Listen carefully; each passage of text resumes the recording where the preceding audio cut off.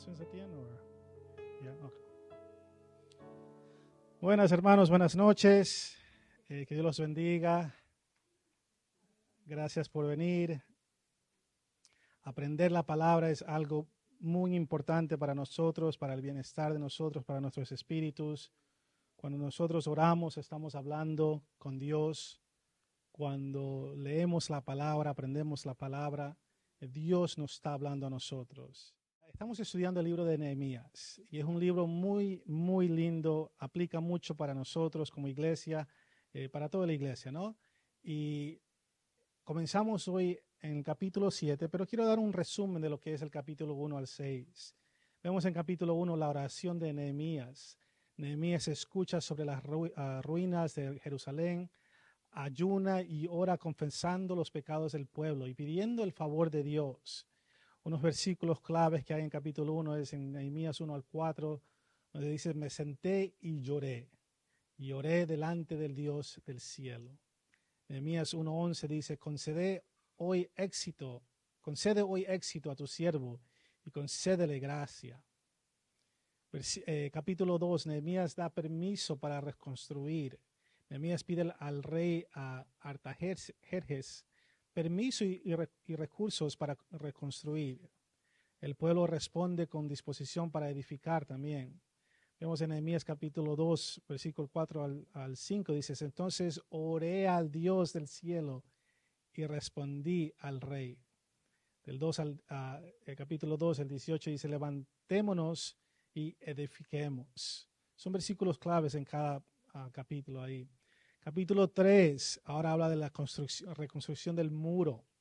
Familias, sacerdotes y líderes comienzan a reconstruir los juntos, ¿no?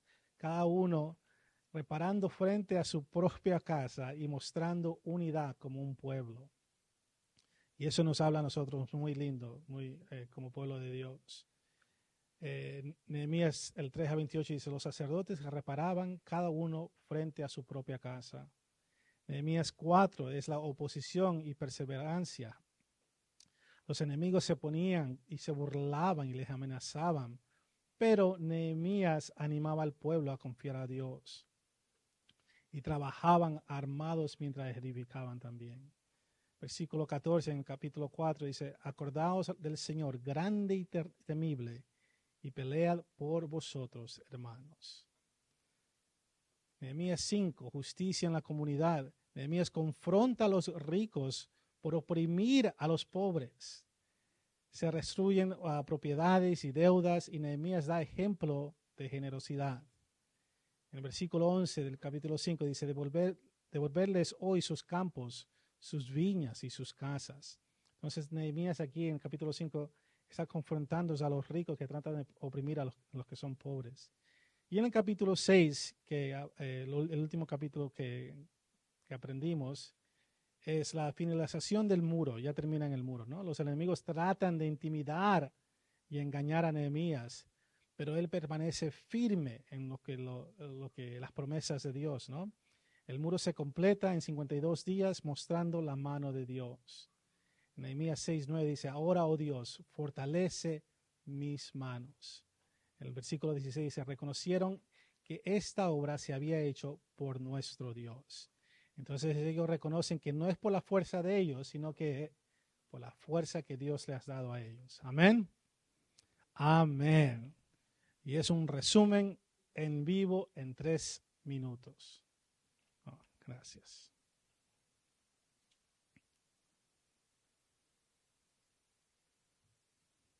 Okay.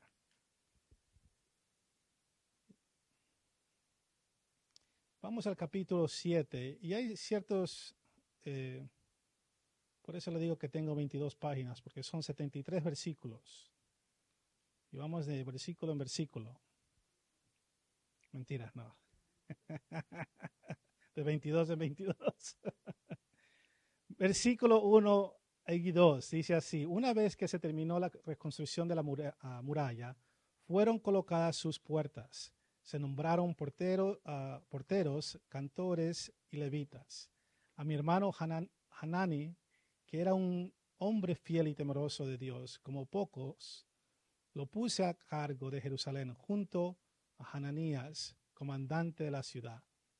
Entonces vemos aquí, habiendo terminado las murallas, Nehemías tomó medidas, ¿no? Asegurarse que la ciudad permaneciera segura, nombrando guardias. Vemos que aunque las murallas ya habían sido construidas, también había un peligro grande que venía a la ciudad, o podía venir.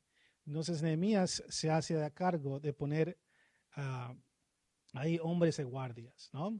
Nombró a 2 oficiales, a su hermano y a un hombre llamado Ananías. Entonces ahora vemos en el versículo 1 que ahora el culto en el templo podía florecer. Ahora podían ellos orar, adorar, tenían guardias, los muros estaban ya hechos, pero el peligro todavía estaba ahí. Entonces los porteros usualmente guardaban la entrada del templo, pero Nehemías los apostó en las puertas de la ciudad, debido a que había podido venir también allí el peligro, ¿no?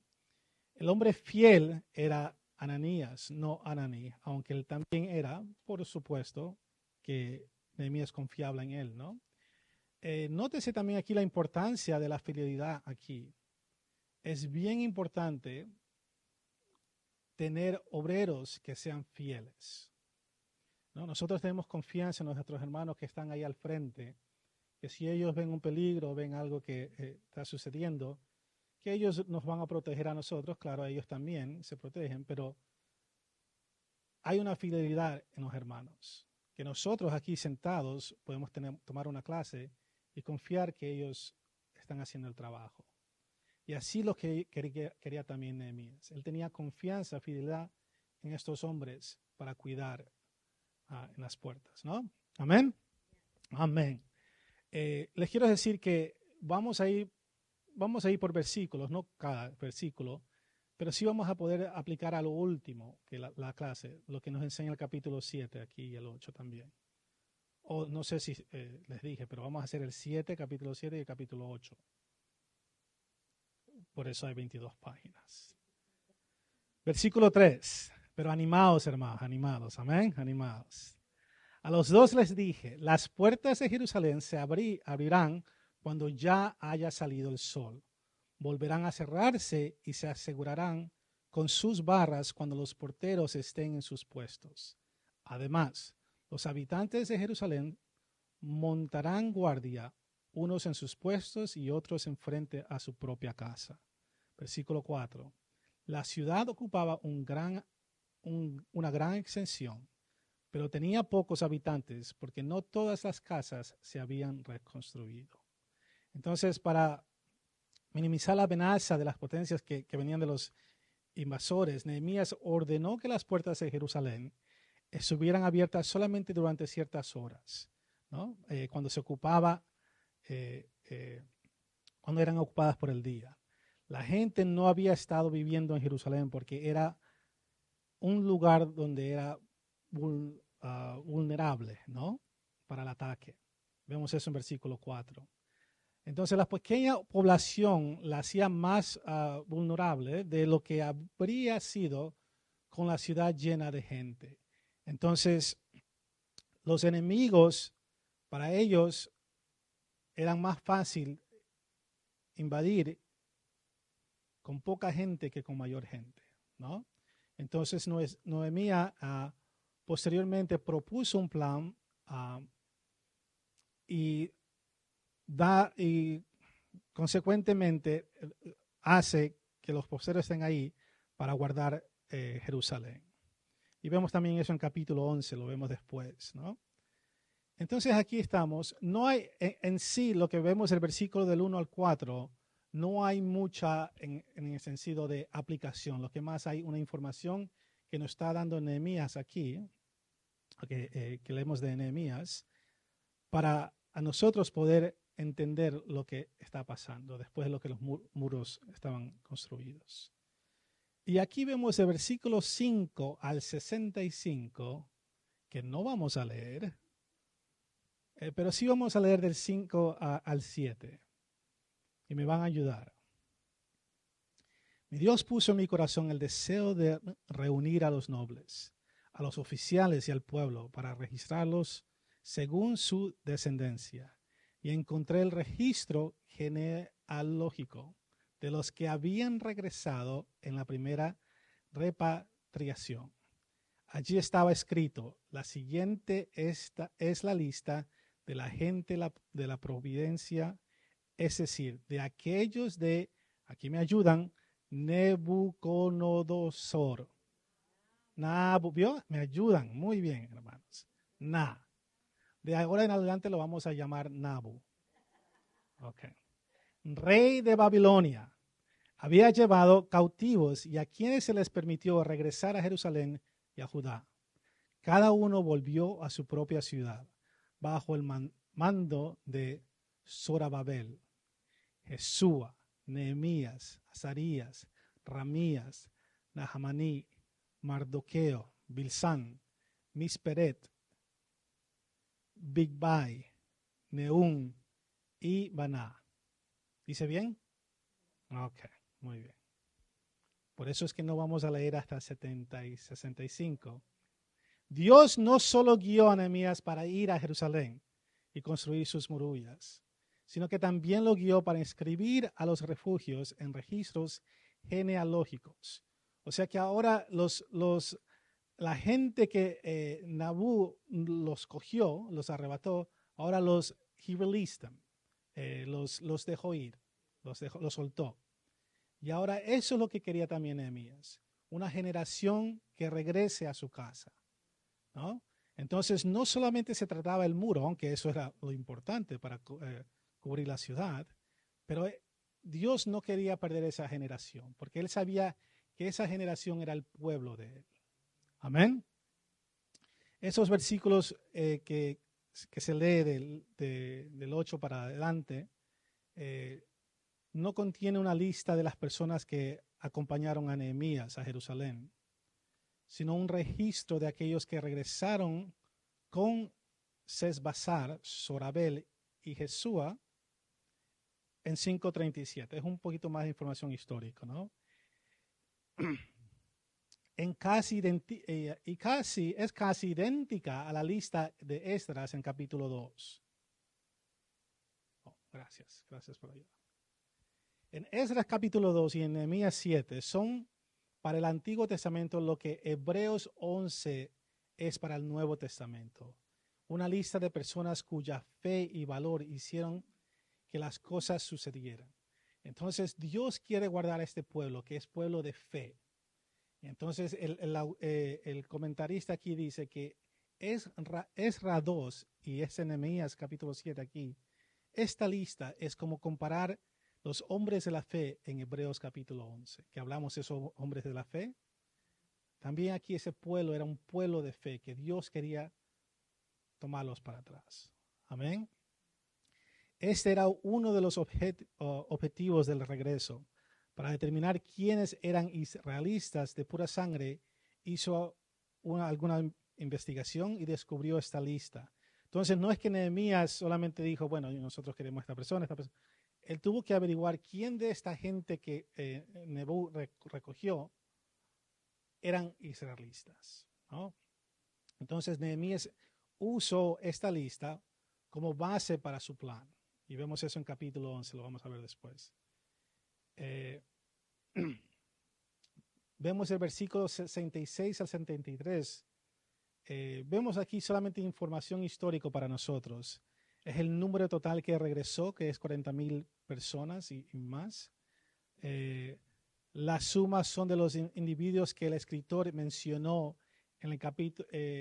Este capítulo aquí tiene 31,000 personas y hay 29,000 en el libro de Esdras, capítulo 2.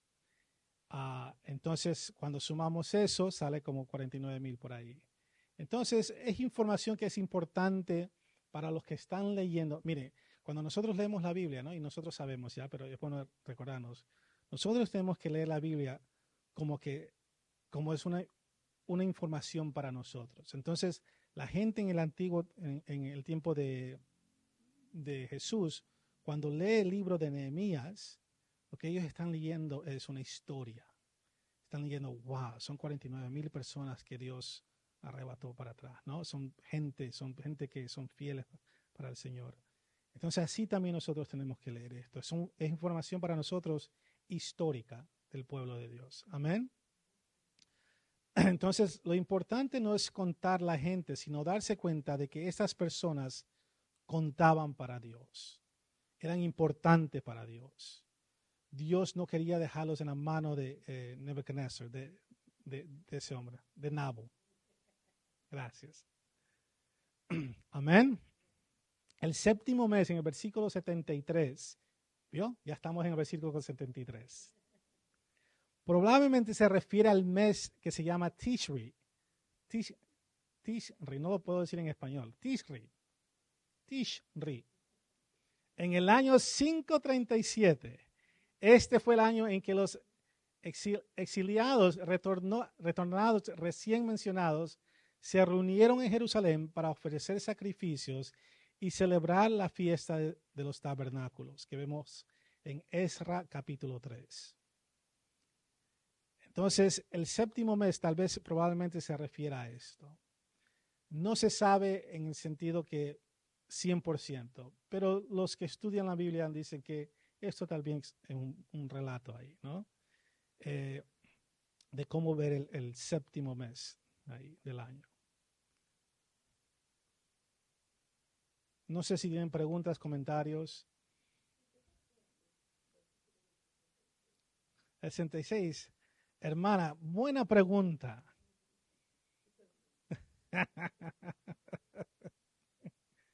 Son nombres que se me escapan.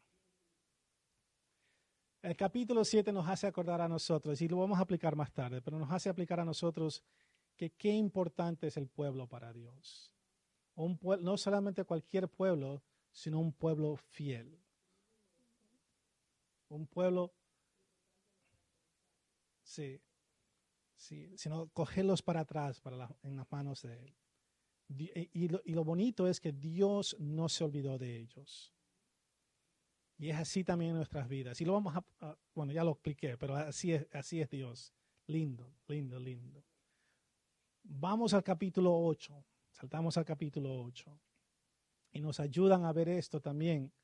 Porque ahora cuando leí esto, uno se pone emocional porque uno puede aplicar esto, uno aplica esto a la vida de nosotros, no solamente personal, pero como iglesia corporal.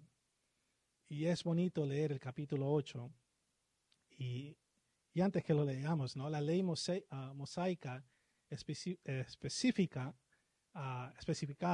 que una vez cada 7 años el pueblo de Israel debía reunirse a escuchar la lectura de la ley. Eso debía tomar lugar durante la fiesta de las cabañas, que se llaman las fiestas de tabernáculos, que es en Deuteronomio, capítulo 31. Entonces, esta ocasión era una oportunidad para que el pueblo renovara su compromiso con Yahweh y su ley. Era esto cada 7 años.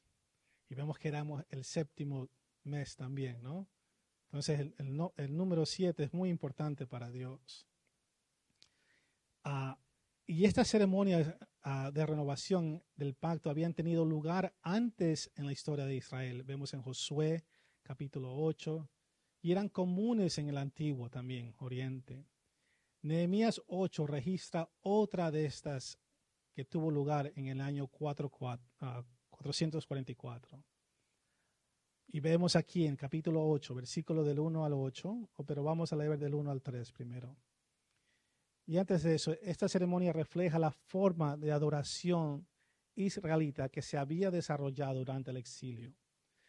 Casi los mismos elementos que caracterizaron los servicios de la sinagoga que comenzaron entonces aparecen aquí también. El pueblo se reunió, hubo una petición para la lectura de la Torah, alguien abrió el rollo y el pueblo se puso de pie. Entonces, cuando yo leí que el pueblo se puso de pie por cuántas horas, yo dije, wow, increíble, ¿no? Entonces alguien que se llama Ezra ofreció alabanza, el pueblo respondió y recibieron instrucciones, que era un sermón. Vemos eso de versículo 1 al 8, pero vamos de versículo del 1 al 3. Y dice así: entonces todo el pueblo, como un solo hombre, se reunió en la plaza que está frente a la puerta del agua y pidió al maestro Ezra traer el libro de la ley que el Señor había dado a Israel por medio de Moisés. ¿Ustedes saben cuál es el libro de Moisés? Los libros de la ley de Moisés. El Pentateuco, ¿cómo se dice?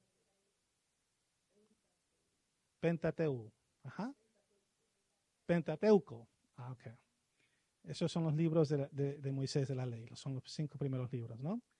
Así que el día primero del mes séptimo, el sacerdote Esdras llevó la ley ante la asamblea, que estaba compuesta de hombres y mujeres y de todos los que podían comprender la lectura.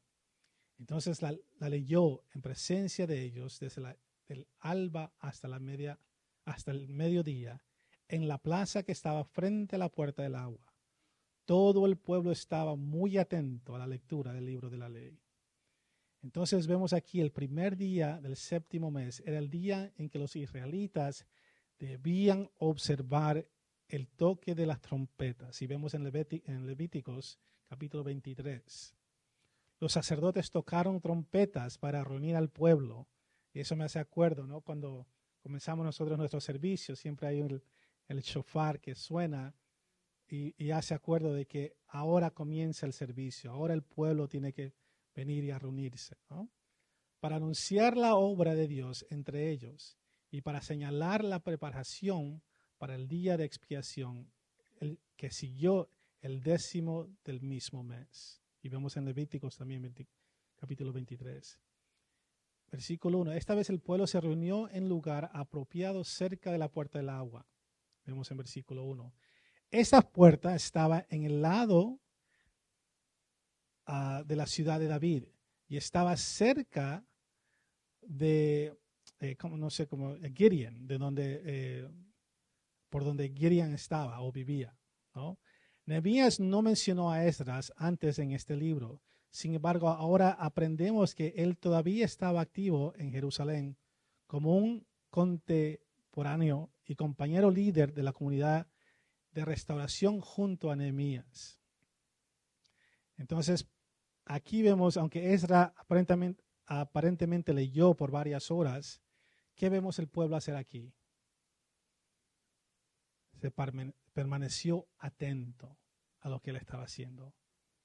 Esta actitud junto a su estar de pie, porque respetaban la ley, muestra que el compromiso de estos judíos obedientes era ¿con quién?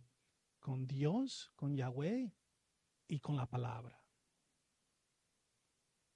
Esto nos da un gran ejemplo para nosotros, hermanos, de cuando se escucha, nosotros siempre hacemos, no es algo de religión o de tradición, no creo, pero cuando nosotros leemos la palabra, cuando alguien está en el púlpito y va a leer la palabra, un versículo, lo que sea, en el comienzo nos paramos, lo hacemos de reverencia, lo hacemos porque tenemos respeto a lo que es la palabra de Dios y tenemos respeto al que trae la palabra. Y esto es lo mismo lo que estaba haciendo el pueblo aquí. Ellos se pararon no por 10 o 15 segundos como lo hacemos en el principio, sino que se pararon todo el tiempo a escuchar la ley de Dios, lo que Dios quería hablar. Detrás de Esdras, ¿no? Ponerse de pie para escuchar la ley después se convirtió en un característico del pueblo judío en su adoración en la sinagoga. Esto fue algo que ellos comenzaron a practicar. Y no solamente eso, pero ellos también comenzaron a practicar, ¿cómo se dice? Bowing down, arrodillados, a postrarse también. Era un tipo de humillación, de adoración, de reconocer que uno no lo puede hacer solo. Y ahora lo hacemos, no tanto como tal vez lo hacía el pueblo judío, pero vemos que esa tradición también pasó a los musulmanes también. Usted los ve, ellos cuando oran, ellos oran postrados siempre, ¿no? Y vemos que ese gesto o esa manera de es una manera de adoración que vino del pueblo, los judíos. Amén. Amén.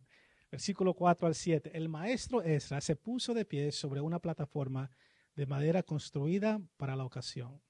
A su derecha estaba Matatías, Semá, Anaías, Urías, Hilquías y Maseías. Y a su izquierda Pedaías, Misael, Malquías, Hasún, Hasbadana, Zacarías y Musulán. Esdras, versículo 5, a quien la gente podía ver porque él estaba en un lugar más alto, abrió el libro y todo el pueblo se puso de pie. Entonces Esdras bendijo al Señor, el gran Dios, y todo el pueblo, levantando las manos, respondió, amén y amén. Luego adoraron al Señor, postrándose rostro en tierra. Versículo 7, los levitas, Jesúa, Baní, Serebías, Jamín, Acub, Sebetai, Jodais, Maseías, Kelita, Azarías, Yosabat, Jonán y Pelaías le explicaban la ley al pueblo que no se movía de su sitio. Esdras está aquí en una plataforma hecha de madera y acomodó a los líderes de Israel que se pusieran de pie en esta plataforma también elevada con Esdras. Levantar las manos hacia el cielo, normalmente con las palmas hacia arriba, era una manera común, ¿no?, de los judíos que expresaban un deseo de recibir bendición de Dios. Y ahora como pueblo todavía practicamos esa expresión de adoración a Dios. No lo hacemos porque nadie los vea, no lo hacemos porque somos religiosos, no lo hacemos porque mami y papi lo hacen, aunque tal vez los niños lo hacen, no tal vez con el entendimiento que estamos aprendiendo aquí, pero lo hacemos porque sabemos que es una forma de adorar a Dios, de decir, Dios, aquí estoy, Dios, te adoro, Dios, te alabo. Entonces vemos, you get choked up just thinking about it.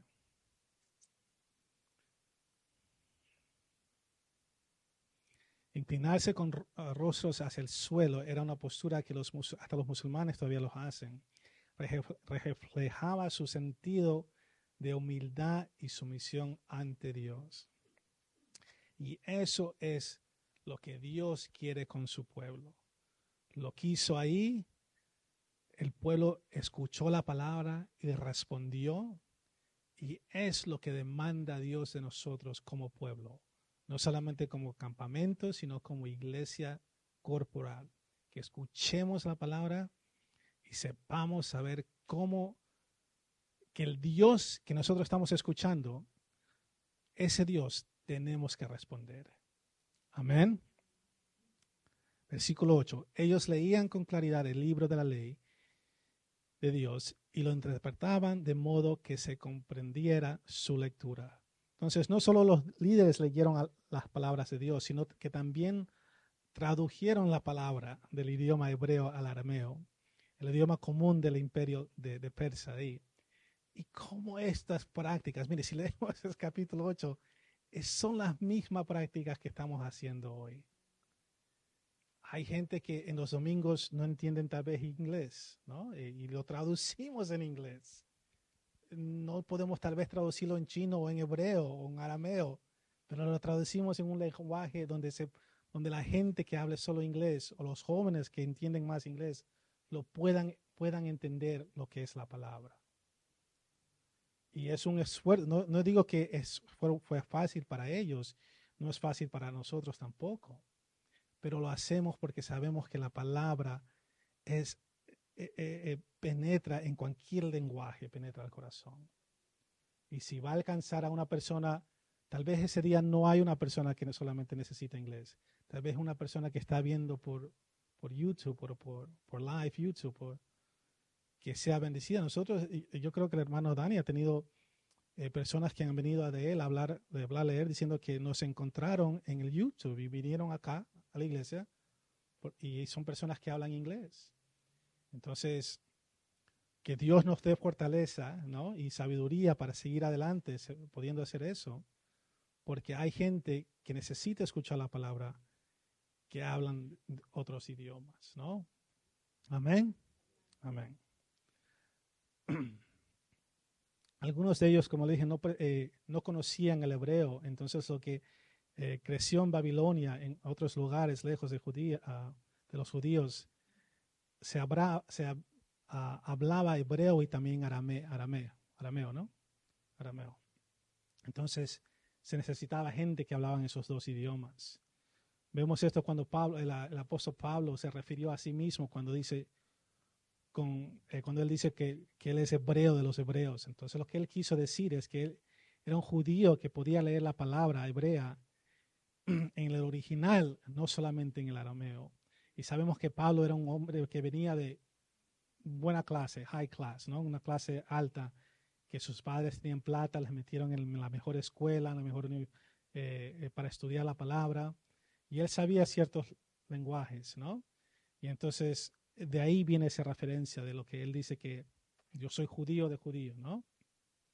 Esdras y sus asociados no solamente tradujeron la ley, sino que también explicaron lo que significaba y cómo se aplicaba al pueblo. Esta es lo que era verdadera una exposición bíblica. Y esto la gente, el pueblo, los que estaban escuchando, y póngase eso en mente, lo estaban haciendo todo esto de pie. Lo escuchaban, la gente traducía, la gente explicaba, la gente exponía lo que era esto es lo que dice la palabra, eso es lo que Esdras está tratando de enseñar, Y la gente todo ahí, ¿no? Y cuando usted se pone, when you see a picture of it, cuando usted puede ver como una foto de lo que eso tal vez era, la gente parada, hambre por la palabra de Dios, queriendo la ley de Dios en su vida, reconociendo que qué bonito ha sido Dios para uno, ¿no? Alzando las manos, adorando a Dios, postrados delante de la enseñanza de lo que es Dios. Yo no sé cómo una persona no se puede transformar o cambiar su vida totalmente. Y es lo que Nehemías quería para el pueblo. Lo que Dios le mandó no solamente a construir las murallas, ¿no? Sino que ahora para este pueblo conozca mi palabra, renueva sus votos conmigo, reconozca lo que yo quiero para ti otra vez. Ellos lo hacían cada 7 años, pero nosotros en verdad lo podemos hacer cada día, de meternos en la palabra, meternos en la presencia de Dios, orar, exponer lo que es la Biblia en nuestras vidas, aplicar lo que la Biblia es. Lo podemos hacer cada día, porque ahora tenemos el Espíritu Santo que nos guía para hacer eso. Amén. Amén. Aquí Martin Lloyd Jones dice así: la tarea primaria de la iglesia y del ministerio cristiano es la predicación de la palabra de Dios. Ellos lo que estaban haciendo era predicando la palabra de Dios, predicando las cosas buenas de Dios. Porque una persona puede tener un encuentro con Dios, pero es cuando escucha la palabra de Dios donde puede decir, wow, yo he entendido algo, wow, qué bueno Dios es. Amén. Amén. ¿Alguien tiene un comentario? No les voy a ver a los ojos porque no quiero que se pongan. No. Amén. Versículo 9. Al oír las palabras de la ley, la gente comenzó a llorar. Por eso el gobernador Nehemías, el sacerdote y maestro Esdras y los levitas que enseñaban al pueblo dijeron, no lloren, ni se pongan tristes, porque este día ha sido consagrado al Señor su Dios. Versículo 10. Luego Nehemías añadió, ya pueden irse, coman bien, tomen bebidas dulces y compartan su comida con quienes no tengan nada, porque este día ha sido consagrado a nuestro Dios. No estén tristes, pues el gozo del Señor es su fortaleza. La convicción de su partida de la voluntad de Dios cayó sobre el pueblo cuando escucharon la ley leída, ¿no? Su reacción inicial fue ¿qué? ¿Qué fue la reacción del pueblo? Llorar. Ellos lloraron. Y me imagino por qué razón tal vez lloraron. ¿Perdón? ¿Arrepentimiento? Uh-huh. Pueden ser que al escuchar tal vez la palabra, a mí pasa aquí también, ¿no? Una convicción, un recordatorio que, wow, claro, Dios es bueno, Dios es grande. Y yo creo que tal vez hemos compartido con Dani, con los hombres, que la cultura nos dice que los hombres los hombres no lloran. De chiquito mi tío me decía, los hombres no lloran, los hombres son fuertes. No recuerdo a mi papá decirme eso, pero mi tío me decía eso. Oh, no llores. Y eso es una mentira. Claro que hay que expresarse como uno se siente. Claro que hay que expresarse como como unas cosas pueden pasar y uno tiene que sentirse, ¿no? El llorar es importante como ser humano, no como hombre o como mujer, como un ser humano. Es importante expresarse en esa manera. Y especialmente si tú estás en la presencia de Dios y reconoces que estás en la presencia de Dios, ¿qué otra cosa, qué otra emoción puedes tener? Sabiendo que no estás muerto, porque te puedes matar ahí mismito, pero la gracia de Él te cubre. Y en su presencia, cuando leemos la palabra, cuando estamos en nuestro cuarto, cuando estamos escuchando la prédica, o una prédica en la computadora o aquí en los domingos, y expresarse así, solamente Dios puede tocar tu corazón así. Amén. Entonces, como varones, como hombres, lo más lindo es cuando Dios nos toca y quiere tratar con nuestros corazones y expresarse así en llorar y lamentar en la presencia de Dios, lo más bello porque ahí como hombre, ¿no? Uno lo que está haciendo es realmente humillándose delante de Dios. ¿Y cómo no humillarse delante de Dios como hombre? O como hombre, ¿cómo no humillarse delante de tu creador, ¿no? Lo más importante de tu vida. Claro que yo me voy a humillar. Claro que uno debe humillarse y decir, wow, mi Dios, lo que tú me has dado, lo que tú eres para mi vida, es lo más bello que uno puede, como hombre, ¿no? Nosotros lloramos cuando vemos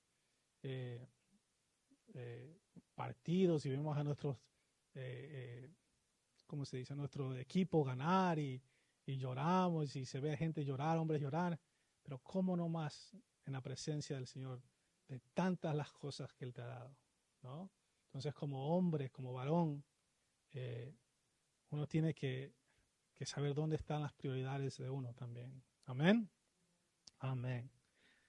La exposición de las Escrituras enseñó a los israelitas la voluntad de Dios, los convenció de sus deficiencias, corrigió su conducta y los preparó para la vida justa. No era una convicción, como usted dice, hermano. Aunque podría desafiar sus conciencias, debía ser considerada primero y principalmente como una declaración de la gracia de Dios a su pueblo. Eso es lo que dice un autor. Entonces la ley específica que se lee aquí era una ocasión gozosa, ¿no? Así que Nehemías los instó que se regocijen en el Señor. Y yo le dije, no lloren, pero regocijen porque este es el día del Señor. Entonces ese gozo, mientras pensaban en Yahweh, los fortalecía. Entonces, lo que Nehemías le está tratando de decir al pueblo aquí es, estamos en la presencia del Señor. Lloraron, bien, lloren en la presencia, pero ahora recuerden que este es el día del Señor. Gócesen. Estén gozosos porque este es el día del Señor. porque Él fue que nos protegió. Él fue que nos salvó. Ustedes, que era un pueblo que estaban con Nabú, ahora ustedes están conmigo. Lloraron bien, pero ahora levanten la cabeza y gocen, regocijen, porque este es el día del Señor. Amén.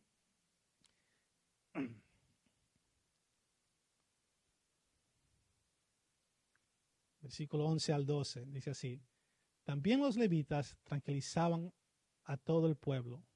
Les decían: tranquilos, no estén tristes, que este es un día santo. Así que todo el pueblo se fue a comer, beber, compartir su comida y a celebrar con gran alegría, porque habían comprendido lo que se les había enseñado. Los levitas ahora instaron al pueblo de dejar de lamentarse por sus pecados, porque este era un día muy especial para ellos. El pueblo entonces partió a sus casas, comieron, compartieron. Y también lo importante aquí es lo que dice Nehemías: no compartan con los que no tengan. Con los que no tengan, compartan con ellos, porque ellos también necesitan. Entonces vemos aquí que hay una generosidad de parte del pueblo también aquí. Y eso también es parte de nosotros como cristianos, ¿no? Si vemos una familia necesitada, hay que ayudar. Versículo 13 dice así: Al día siguiente, los jefes de la familia, junto con los sacerdotes y los levitas, se reunieron con el maestro Esdras para estudiar las palabras de la ley. Entonces, el pueblo espiritualmente revivido tenía un apetito ahora, ¿no?, por aprender más la palabra de Dios. Aquí dice los jefes de la familia, junto a los sacerdotes y los levitas. Entonces, este es un resultado normal que vemos cuando vemos un avivamiento, ¿no?, que hay. Queremos más. Pero para nosotros también es necesario que ese avivamiento siga. Y es importante, por eso es que esto lo hacían cada 7 años, para renovar eso para los levitas y la gente. Amén.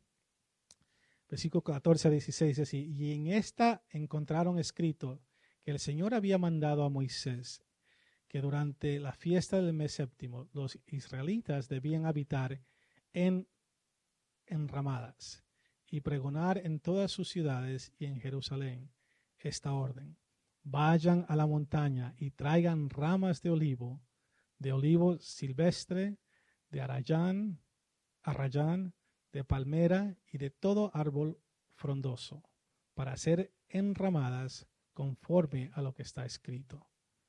Versículo 16. La gente fue, trajo ramas y en ellas hizo enramadas en las azoteas, en los patios, en el atrio del templo de Dios, en la plaza de la puerta del agua y en la plaza de la puerta de Efraín.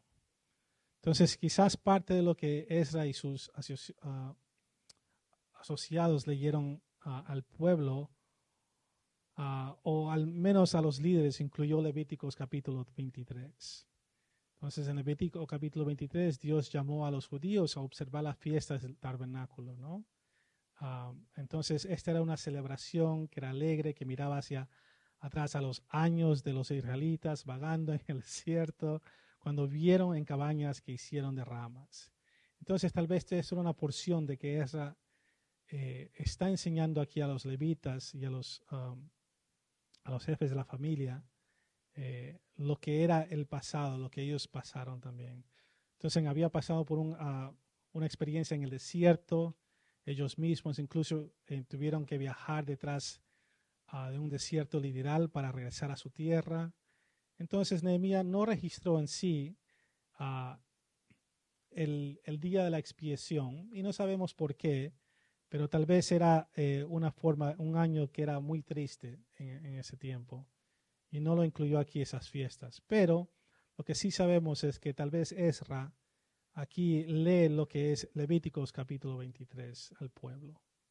Y es solamente para que ellos entiendan de dónde Dios los sacó a ellos, a su pueblo. Amén. Versículo 17. Toda la asamblea de los que habían regresado del cautiverio hizo enramadas y habitó en ellas, como los israelitas no habían hecho esto desde los días de Josué, hijo de Nun, hubo gran alegría. Entonces la comunidad de restauración había observado la fiesta de tabernáculos como había hecho Salomón en Primera de Reyes. Entonces, sin embargo, por primera vez desde Josué, el pueblo realmente hizo cabañas y vivió en ellas. Entonces, el regocijo es de adoración. Lo que debe cultivarse es un regocijarse junto en la bondad de Dios. Entonces, lo que leemos aquí eran cosas que habían pasado en el pueblo de Dios, ¿no? Y no lo han hecho esto desde el día de Josué.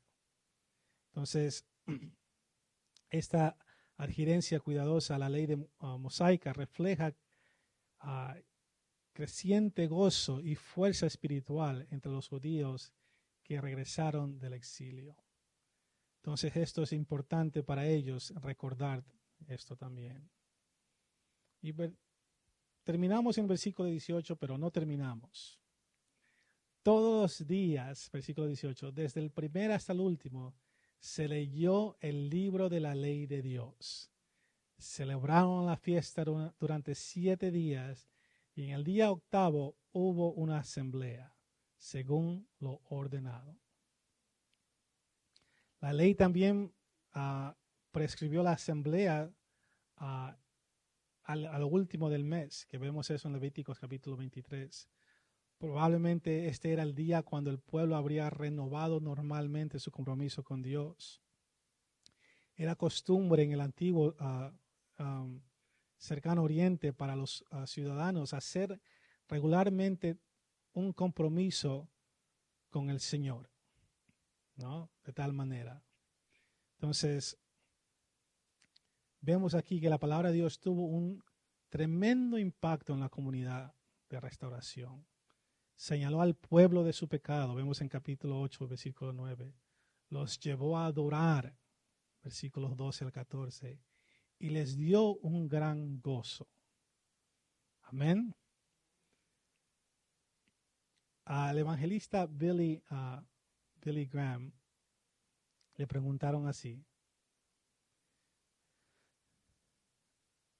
si los avivamientos duraban, y él respondió. A él le preguntaron: ¿los avivamientos duran? No, tampoco dura un baño, pero es bueno tener uno ocasionalmente. Entonces, como les digo, el avivamiento no es por siempre. Para nosotros tampoco. Cuando nosotros vamos a un retiro, nos esforzamos, estamos en fuego, cualquier cosa que nos toca se llena de llamas, todo, estamos listos. En los 2, 3 días comienza a bajarse, tal vez para usted una semana, un mes, 2 meses, pero el avivamiento nunca va a estar en fuego. Por eso es importante venir los viernes a la clase, venir los martes a oración, venir los domingos a la iglesia, porque el avivamiento, Dios sabe esto, no es que Dios no sepa esto, pero Él sabe que el pueblo necesitaba esto cada 7 años. Nosotros también necesitamos, tal vez cada 7 minutos. Cuando estamos manejando, yo necesito un avivamiento bien rápido si alguien no me cruza el frente. Pero es importante meterse en la palabra de Dios. Amén. Amén. Me gustó eso, ¿no? Ni un baño dura tampoco. Pero se necesita. Ahora, ¿cómo podemos aplicar esto en nuestras vidas, hermanos? Vemos en capítulo 7 la comunidad que es restaurada, ¿no? Es importante, Nehemías 7 nos muestra que la importancia de la identidad espiritual y en comunidad, ¿no? Al registrar las familias y a confirmar quién pertenecía al pueblo de Dios, se subraya que la restauración no se trata solo de muros físicos, ¿no? Sino también de una comunidad fiel. Los israelitas que estaban con Nabú, ellos eran hombres y mujeres fieles a Dios. Y lo bonito es que Dios no se olvida de ellos. Él no se olvida de ellos para nada. Entonces la restauración de los muros muy bien, Nehemías, hiciste bien. Pero hay que volver a mi pueblo, hay que coger a mi pueblo que está ahí. Entonces, en nuestras vidas, o en nuestra vida, también debemos confirmar nuestra identidad en Cristo y vivir como parte de su pueblo, comprometidos en qué? En santidad y en unidad. Miren, hermanos, yo sé que el hermano Dani y predicadores siempre están diciendo, Denis, ¿no? Denis, usted me ve aquí, gordito, chiquito, con lentes, sin cabello. Yo no lo puedo hacer solo. I can't. Tengo a mi esposa, increíble, pero yo necesito el amor de mis hermanos. Yo necesito su apoyo, yo necesito sus oraciones. Si he hecho algo malo o he dicho algo que de falta de respeto, lo que sea, venga, dígamelo, confrónteme con amor, ¿no? No me grite, pero conforme, venga, porque yo necesito. Esa canción, I need you, to survive, es importante porque nosotros estamos caminando el mismo caminar. Y yo necesito sus oraciones, nos necesitamos, porque es la única manera en comunidad que vamos a ir adelante. Esta semana escuché de una señora que ella es famosa más por social media, más que cualquier cosa, pero ella es famosa en el mundo cristiano, no evangelista, pero más en lo americano. Y ella dice que ella realizó que ella no va más a la iglesia, que ella no necesita ir a la iglesia. Y ella tiene seguidores, ella le sigue a la gente, tiene muchos seguidores, pero ella ha reconocido que la iglesia le falla, los pastores les falla, los líderes les falla y no quiere ir más a la iglesia. Entonces vemos que también la gente hace decisiones basadas en emociones y eso nunca nos va a llevar a ninguna parte. Nuestras emociones nos llevan a hacer decisiones que no son 99.9% basada en lo que Dios quiera para nosotros. Entonces, esa persona, esa muchacha, esa señora está mal. Porque si esa iglesia le está fallando, esos pastores le están fallando, ella tiene que encontrar otra comunidad. Tiene que encontrar otro lugar donde ella pueda estar en coinonía con hermanos. Porque vemos en Nehemías que eso fue importante para ellos. Estar en pueblos, tener gente que son fieles a Dios. Y cuando digo estar en coinonía, no digo estar en coinonía con cualquier persona. Tiene que ser una persona que te pueda apoyar, confrontar, ayudar, orar contigo, animar. Amén. Y eso es importante. Y no podemos aplicar esto en el capítulo 7. Mire lo que el versículo 5 dice en capítulo 7. Entonces puso mi Dios en mi corazón que reuniese a los nobles y oficiales y al pueblo para que fuesen empadronados. Los oficiales, los ancianos, los líderes, el pueblo, los que están en seguridad, todos tenemos que estar juntos en coinonía con la misma visión. Amén. Primera de Pedro capítulo 2 versículo 9 dice así: mas vosotros sois linaje escogido, real sacerdocio, nación santa, pueblo adquirido por Dios. Nosotros no somos cualquier cosa. Nosotros somos escogidos de un linaje, real sacerdocio, nación santa, y somos un pueblo adquirido por Dios. Amén. Amén. Vemos el capítulo 8, la renovación por la palabra. En Nehemías 8 el pueblo se reúne para escuchar que la lectura de la ley, la palabra de Dios. Ellos lloran, se arrepienten y luego se alegran al comprender la palabra de Dios. Eso nos recuerda que la renovación espiritual viene de la obediencia y gozo en la palabra de Dios. capítulo 8 es un capítulo que me hace acuerdo mucho a lo que nosotros como campamento, como gente, hacemos o corporalmente o adoramos, nos levantamos para la palabra, traducimos los mensajes. Claro que otras iglesias también los hacen, pero porque estoy aquí me hace acuerdo de nosotros, ¿no? La lectura y enseñanza de las Escrituras deben transformar nuestras emociones y decisiones. Lloramos en la presencia de Dios, sí.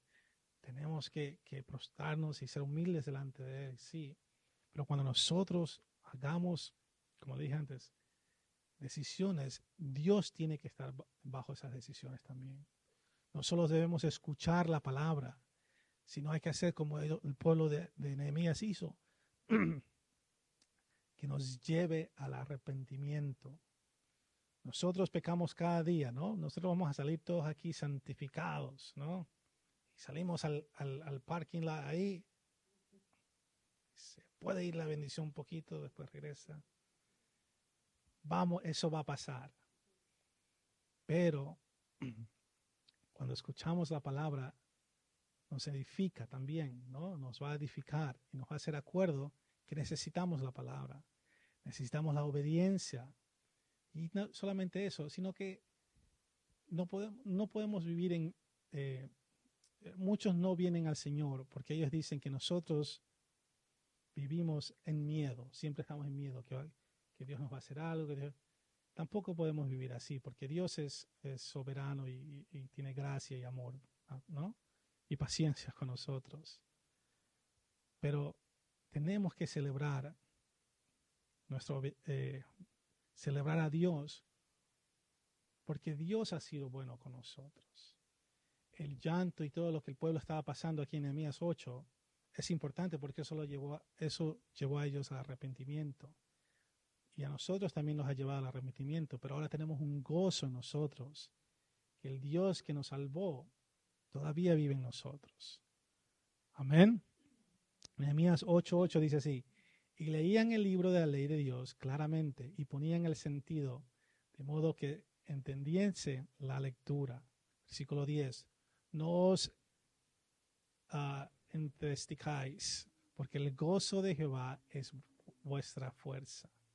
En Romanos 15:4 dice así: porque las cosas que se escribieron antes para nuestra enseñanza se escribieron a fin de que por la paciencia y la consolación de las Escrituras tengamos esperanza.